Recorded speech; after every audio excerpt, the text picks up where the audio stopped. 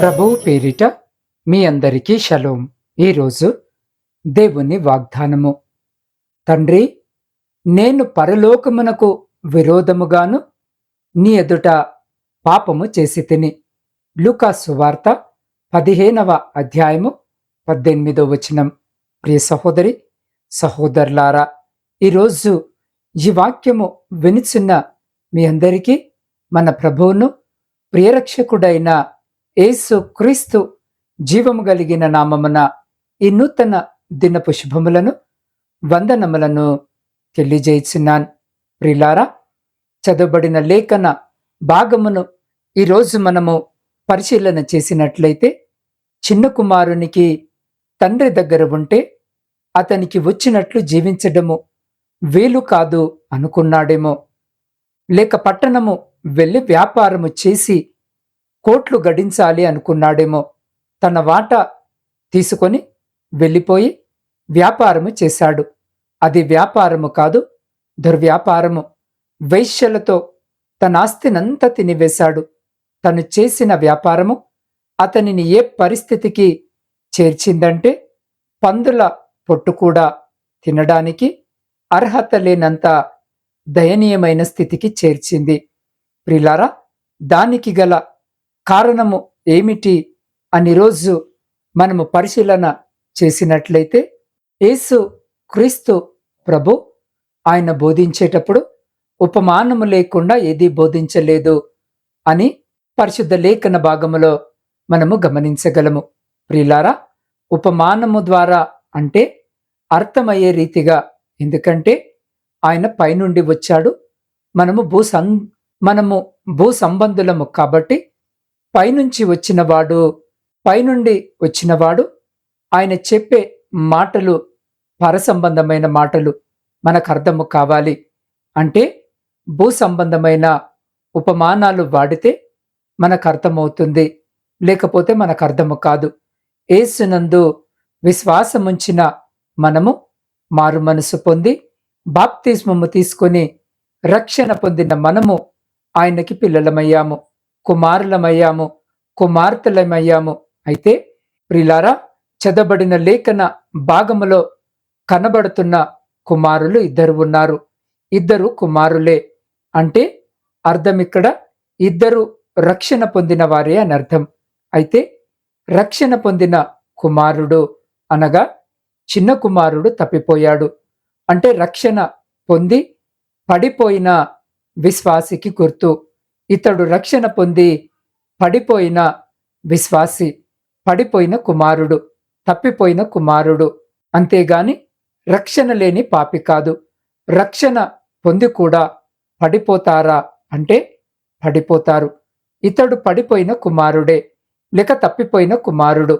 ప్రభునందలి ప్రియులారా, దేవుని యందు విశ్వాసముంచి ఈరోజు ఈ వాక్యము వినిచిన నీవు పడిపోయి తప్పిపోయినట్లయితే నీకు నష్టాలు, కష్టాలు, శ్రమలు కలుగుతాయి, దెబ్బలు తగులుతాయి.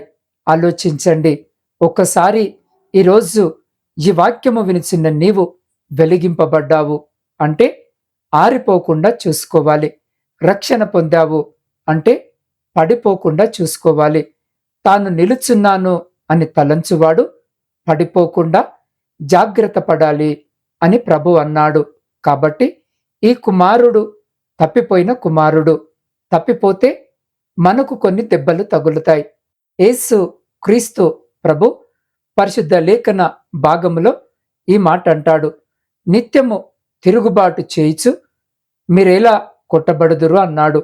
ప్రభునందు విశ్వాసముంచి రక్షణ పొంది ఈరోజు ఈ వాక్యము వినిచిన నీవు తిరుగుబాటుగాని చేసినట్లయితే నీకు దెబ్బలు తగులుతాయి. మీరు ఎలా కట్టబడతారు అంటే, తిరుగుబాటు అనంటే నీవు దేవునికి గాని, దేవుని సేవకునికి గాని, లేక తోటి విశ్వాసుల మీద గాని వ్యతిరేకముగా మాట్లాడుతూ, నువ్వు వ్యతిరేకముగా ప్రవర్తిస్తూ, నువ్వు వ్యతిరేకముగా రంకెలు వేస్తూ, నీ మాటల విషయంలో గాని, నీ ప్రవర్తన విషయంలో గాని నువ్వు విశ్వాసిగా కాకుండా, దేవుని బిడ్డగా కాకుండా నువ్వు తిరుగుబాటు చేసినట్లయితే ప్రియులారా, విశ్వాసములో పడిపోయినట్లయితే, దేవునికి అవిధేయత చూపినట్లయితే, దేవునికి లోబడకపోయినట్లయితే మనకు దెబ్బలు తగులుతాయి, మనకు శ్రమలు వస్తాయి, మనకు దుఃఖము కలుగుతుంది. నిత్యము తిరుగుబాటు చేయొచ్చు, మీరేలా కొట్టబడుదురు అనే మాటను మనము చూస్తున్నాం. తప్పిపోయి దెబ్బలు తిన్నవారు చాలా మంది ఉన్నారు. పరిశుద్ధ లేఖన భాగంలో మనము గమనించినట్లయితే, యేసు క్రీస్తు ప్రభువారు ధర్మశాస్త్రోపదేశకుడికి నిన్ను వలె నీ పొరుగువాడిని ప్రేమించు అని చెప్పాడు. అప్పుడు అతడు ఏమన్నాడో తెలుసా? నా పొరుగువాడు ఎవరు అని అన్నాడు. అంటే నాకు పొరుగువాడు ఎవడూ లేడు, అందరూ నా వాళ్ళే అన్నట్టుగా యేసు ప్రభు కంటే ఇంకా నీతిమంతుడు, పరిశుద్ధుడు అన్నట్టుగా ఆ ధర్మశాస్త్రోపదేశకుడు మాట్లాడుతున్నాడు.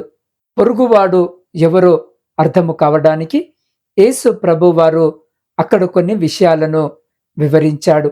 ప్రియులారా, ఒక మనుషుడు యెరూషలేము నుండి యెరికో దిగి వెళుచున్నాడు అని యేసు ప్రభు ఆ వ్యక్తికి అర్థమయ్యే రీతిగా బోధించాడు. అతడు దిగి వెళుతూ ఉండగా ఆ మనుషుడు దొంగల చేతిలో చిక్కాడు. యెరూషలేము సమాధాన పట్టణము, దేవుని మందిరము, షాలేము రాజు సమాధానకర్త యేసు ప్రభువారు ఉండే స్థలము. యెరూషలేము అది దేవుని సన్నిధి, అది సమాధానపు పట్టణము, సమాధానపు రాజు, సమాధానపు కర్త. అందులో సమాధానము ఉంటుంది. దేవుని మందిరములో, దేవుని సన్నిధిలో ప్రభు యొద్ద సమాధానం ఉంటుంది. అతడు యెరూషలేమును వదిలిపెట్టి యెరికో వెళుతున్నాడు. ప్రియులారా, యెరికో శపించబడింది. పరిశుద్ధ లేఖన భాగములో యెహోషువ యెరికోను శపించాడు. ఎవరు ఇక్కడ పునాది తీస్తారో వాని జ్యేష్ఠ కుమారుడు చనిపోతాడు, ఎవడు ఇక్కడ గుమ్మమును నిలబెడతాడో వాని కనిష్ట కుమారుడు చనిపోతాడు అని నాడు యెహోషువ యెరికోను శపించాడు. ప్రియులారా, అయితే ప్రియులారా, ఇతడు సమాధాన పట్టణము నుండి శపింపబడ్డ యెరికోకు బయలుదేరి వెళుతున్నాడు. కాబట్టి అతడు దేవుని మందిరమును విడిచిపెట్టి వెళ్ళకూడదు, దేవుని మందిరములోనే నిలిచి ఉండాలి. యోనా కూడా యెహోవా సన్నిధిలో నిలవక అన్న మాటను లేఖన భాగంలో చూస్తాం. ప్రియులారా, యెహోవా సన్నిధిలో నిలవక తర్షీషుకు వెళ్ళటానికి బయలుదేరాడు. ఆ తర్వాత యోనా కూడా దేవునికి అవిధేయుడైనందున ఆత్మహత్య ప్రయత్నము చేసుకున్నాడు యోనా. అయితే దేవుని ఏర్పాటులో యోనా ఉన్నాడు గనక యోనాను ప్రభు రక్షించాడు. అక్కడ ఆ మాటను చూస్తే, నన్నెత్తి సముద్రములో పడవేయండి అన్న మాట అది ఆత్మహత్య ప్రయత్నమే. దేవుని సన్నిధిలో లేకపోతే, దేవుని సన్నిధిలో నిలిచి ఉండకపోతే ఇలాంటి పరిస్థితులే ఈరోజు ఈ వాక్యము వినుచున్న మనకు కూడా వస్తాయి. సమాధానాన్ని కోల్పోతాం, సమాధానాన్ని పోగొట్టుకుంటాం. ప్రియులారా, గమనించండి, ఇతడు యెరూషలేము నుండి యెరికోకు వెళుతున్నప్పుడు దొంగలు అతన్ని కొల్లగొట్టారు. ప్రియులారా, మన జీవితంలో అపవాది ఒక దొంగ, వాడు దోచుకుంటాడు. నీ ఆరోగ్యాన్ని దోచుకుంటాడు, నీ శాంతిని దోచుకుంటాడు, శాంతి లేకుండా చేస్తాడు, సమాధానం లేకుండా చేస్తాడు, ఆరోగ్యం లేకుండా చేస్తాడు, ఆర్థిక సమస్యలను సృష్టిస్తాడు, దరిద్రునిగా చేస్తాడు, దిక్కుమాలిన వాడిగా చేస్తాడు, ఏమీ లేని వాడిగా కొల్లగొట్టేస్తాడు. ఎందుకంటే వాడు దొంగ, వాడు సమస్తాన్ని లూటి చేసి నీకు శాంతి సమాధానాలు లేకుండా చేస్తాడు. ప్రియులారా, ఈరోజు ఈ వాక్యము వినిచిన్న మీరు యేసులోనికి రాకముందు నీ స్థితిని ఒక్కసారి చూసుకో. వాడు సమస్తము దోచుకున్నాడు, నష్టపరిచాడు, మనల్ని కొల్లగొట్టాడు. కాబట్టి ఇక్కడ కూడా యెరూషలేము నుండి యెరికోకు వెళుతున్న ఈ వ్యక్తి దొంగల చేతిలో పడ్డాడు. ఆ దొంగ ఎవడో కాదు, అపవాది. వాడే దోచుకున్నాడు, దొంగిలించాడు. ప్రియులారా, శాంతి లేక, సమాధానము లేక ఆ దొంగ ఆ వ్యక్తిని కొట్టి కొన్న ప్రాణాలతో విడిచిపెట్టి వెళ్ళినట్లుగా మనము గమనించగలము. ప్రియులారా, పరిశుద్ధ లేఖన భాగములో నిత్యము తిరుగుబాటు చేశారు, మీరెలా కొట్టబడుదురు అని లేఖనము సెలవిచ్చిన ప్రకారము అపవాది మనల్ని కొట్టి పాడేస్తాడు. అందుకే ఈరోజు ఈ వాక్యము వినిచిన్న మీరు దేవునికి దగ్గరగా ఉండండి. ఆయన ఆశ్రయాన్ని కలిగి ఉండండి. అప్పుడు మీకు నెమ్మది, సమాధానము, సంతోషము అన్నీ ఉంటాయి. దేవుని సన్నిధిలో యెహోవా నా కాపరి, నాకు లేమి కలగదు అని ఆయన యొద్ద నీవు ఆయనను కలిగి ఆయనలో ఉంటే నీకు లేమి ఉండదు. ఎందుకంటే ఆయన దగ్గర సమృద్ధి ఉంది.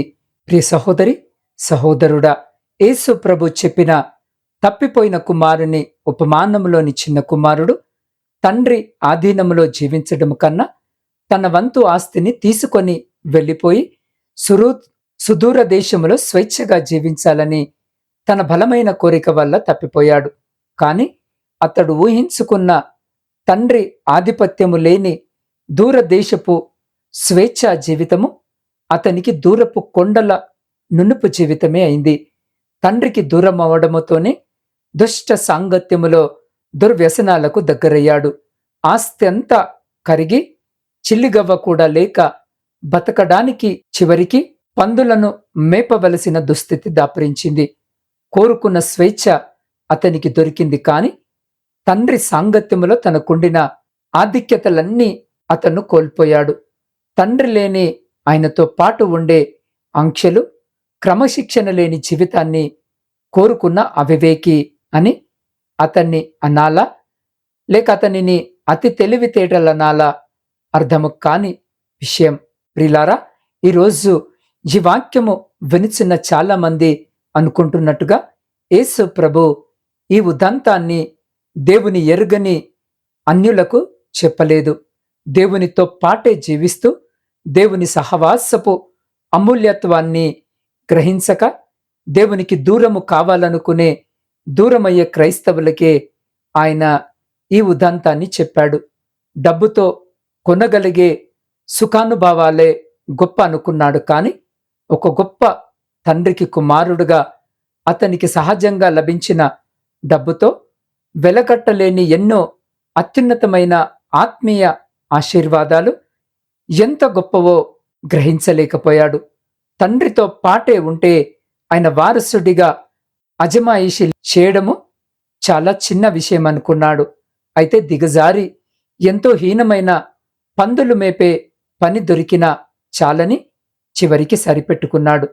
తప్పిపోయిన జీవితం అంటే పరమతండ్రి అయిన దేవాది దేవుని మార్గదర్శకత్వము, అజమాయిషి లేని జీవితమని ఈ ఉపమానము మనకి రోజు స్పష్టముగా తెలియజేస్తుంది. ప్రియులారా, రోజుకు 1000 సార్లు దేవుని పేరెత్తుతూ కూడా నిజ జీవితంలో మాత్రము దేవునికి దూరముగా జీవించేవారికి, పేరుకు మాత్రమే దేవుని పిల్లలమని చెప్పుకుంటూ నేతి బీరకాయలాగా దేవుడు లేని పిల్లలుగా జీవించే వేషధారులకు ఒక ఆదివారము ఉదయం మాత్రమే కొద్దిసేపు దేవుని మందిరములో దేవుని తలంచుకొని మిగిలిన సోమవారము నుండి శనివారము దాకా సమయమంతా దేవునికి దూరముగా జీవించడానికి ఇష్టపడే నామకార్థపు క్రైస్తవానికి ఈ తప్పిపోయిన కుమారుడు నిలువెత్తు నిదర్శనముగా ఉన్నాడు.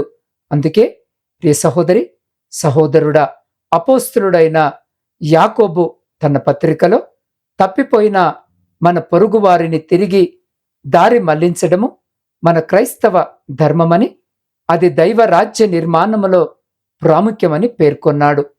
ప్రియ సహోదరి, సహోదరుడా, క్రీస్తు సంఘములో జీవితములో సరిదిద్దుకోవడం, పడిపోయిన వారిని తిరిగి లేపడము అత్యంత ప్రాముఖ్యమైన అంశాలు. తండ్రి ప్రేమ ఏమిటో ఎరిగి కూడా దానికి దూరమై జీవితంలో పందులు మేపే పరిస్థితిని కొని తెచ్చుకోవడమే తప్పిపోయిన కుమారుడు చేసిన తెలివి తక్కువ పని. అయితే అతను బుద్ధి తెచ్చుకున్నప్పుడు మాత్రము అతని స్థితి తన స్నేహితులను నిందించలేదు.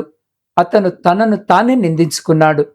నేను పాపము చేశాను, నీకు యోగ్యుడైన కుమారుణ్ణి కాను నేను అన్నాడతడు.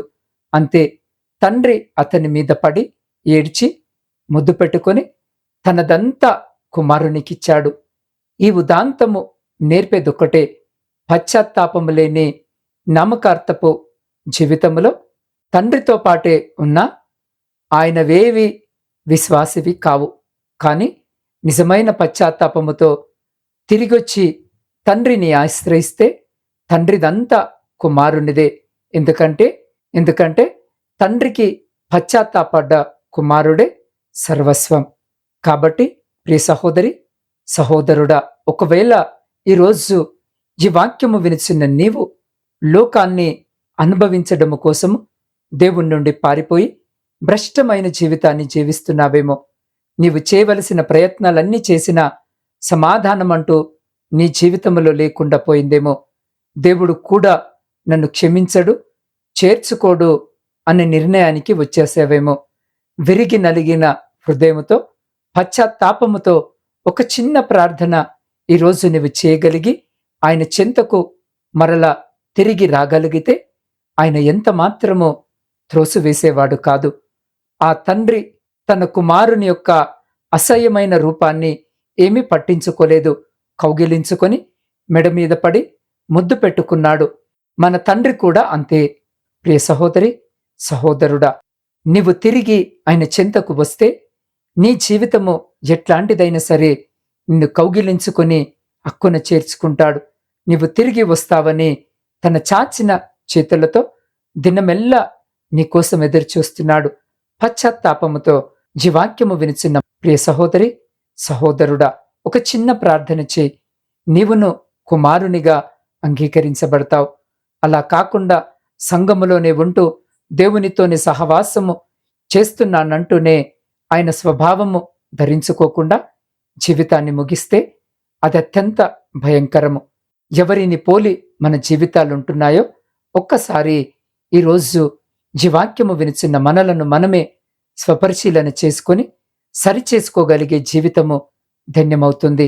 అట్టి రీతిగా మన జీవితాలను సిద్ధపరచుకున్నట్టు అటువంటి గొప్ప కృప, ధన్యత దేవుడు ఈరోజు జీవాక్యము వినిచిన్న మీకును మీ కుటుంబమునకును మరియు మీ ప్రియులకు వారికి ఇప్పుడు ఎల్లప్పుడు సదా ఎల్ల కాలము దయచేసి మిమ్మలందరినీ ఆయన కనికరము కలిగిన రెక్కల చాటున సంరక్షించి కాపాడును గాక. ఆమేన్. ప్రార్థన. పరిశుద్ధుడా, ప్రేమ నమ్మకము కలిగిన మా ప్రియ పరలోకమందున్న పరమ తండ్రి, మీ శ్రేష్టమైన అత్యున్నతమైన నామానికి స్తుతులు, స్తోత్రాలు, వందనాలను చెల్లించుకొనిచున్నాం. అయ్యా, నీ లేఖన భాగము సెలవిచ్చిన ప్రకారము నీకే విరోధముగా నేను పాపము చేసి ఉన్నాను, నీ దృష్టి ఎదుట నేను చెడుతనము చేసి ఉన్నాను అన్న వచనము ప్రకారము తండ్రి, ఈరోజు ఈ వాక్యము వినుచున్న మేము మా జీవితంలో పడిపోయిన స్థితిలో, తప్పిపోయిన స్థితిలో ఉన్నామేమో అయ్యా, మా జీవితాన్ని పాడు చేసుకునే స్థితిలో మేమున్నామేమో తండ్రి. పోకిరి చేష్టలు, దురాశలు, మద్యపానము, అల్లరితో కూడిన ఆటపాటలు, త్రాగుబోతుల విందులు, చేయదగని విగ్రహ పూజలు చేస్తూ చిన్న కుమారుని వలె మా జీవితాలున్నాయేమో తండ్రి. మమ్మల్ని జ్ఞాపకము చేసుకోండి నాయనా. అయ్యా, మేము ఈరోజు ఒక తీర్మానము చేసుకొని తప్పిపోయిన కుమారుడు తన తప్పును తెలుసుకొని తిరిగి తండ్రి యొద్దకు వచ్చిన రీతిగానే మేము కూడా ఈ లోకానుసారమైన జీవితాన్ని విడిచి నీ యొద్దకు వచ్చుటకు మాకు అటువంటి గొప్ప కృపను దయచేయమని నీ పాద సన్నిధిలో వేడుకొనుచున్నాం. దేవా, ఇప్పటి వరకు ఆసక్తి కలిగి ఈ వాక్యము విని ప్రతిదినము నాతో పాటు ఈ ప్రార్థనలో ఏకీభవిస్తున్న నా ఆత్మీయ కుటుంబంలోని ప్రతి బిడ్డ కొరకు ప్రత్యేకంగా ప్రార్థిస్తున్నాను. దేవా, ప్రతిదినము బిడ్డలి ప్రార్థనలో ఏకీభవించి వారి ప్రార్థన మనవులను తెలియజేస్తున్నారు. అయ్యా, అటువంటి ప్రతి ప్రార్థన మనవిని ఈ నూతన దినములో మీ పాద సన్నిధిలో పెట్టుచున్నాను. అయ్యా, వారి ప్రతి ప్రార్థన మనవిని మీరు ఆలకించి వారికి రోజు మీరు జవాబును దయచేస్తున్నందుకే మీకు కృతజ్ఞత వందనాలను తెలియజేస్తున్నాను. అయ్యా, నా ఆత్మీయ కుటుంబంలోని ప్రతి బిడ్డను పేరు పేరు వరుసన దీవించి ఆశీర్వదించమని వేడుకొనుచున్నాం. దేవా, ఈ సమయంలో ఈ ప్రార్థనలో ఏకీభవిస్తున్న ప్రతి బిడ్డ కొరకు ప్రత్యేకంగా ప్రార్థిస్తున్నాను. బిడ్డలందరినీ మీరు జ్ఞాపకము చేసుకోండి నైనా. ఈ బిడ్డ ఎక్కర ఈ అవసరత చేత మీ వైపు చూస్తూ వారి ప్రార్థన మనవులను మీ పాద సన్నిధిలో పెట్టుచున్నారో ఆకాశము నుండి వారి ప్రతి ప్రార్థన మనవిని మీరు ఆలకించి వారి జీవితాలలో, కుటుంబాలలో, వారి దాంపత్య జీవితంలో, ప్రాముఖ్యంగా వారి ఆధ్యాత్మిక జీవితంలో ఉన్న ప్రతి శోధన ఆయాసము, దుఃఖము, లేమి, ప్రతి అంధకార సంబంధమైన శక్తులన్నిటినీ మీ పరిశుద్ధ నామమున లయపరిచి, మీ ఆకాశపు వాక్యంలను విప్పి, మీ సమృద్ధికరమైన దీవెన ఆశీర్వాదముల చేత బిడ్డల జీవితాలను, కుటుంబాలను దీవించి, ఆశీర్వదించి, తృప్తిపరిచి, మీ కృపల భద్రపరుచుకొని ముందుకు నడిపించమని, సమస్త స్తుతి, ఘనత, మహిమ మీకే చెల్లించు మా రక్షకుడును మీ ప్రియకుమారుడైన యేసు క్రీస్తు సర్వ సమృద్ధి కలిగిన నామమున ప్రార్థించి, స్తుతించి, అడిగి పొందుకొని ఉన్నాము తండ్రి. ఆమేన్.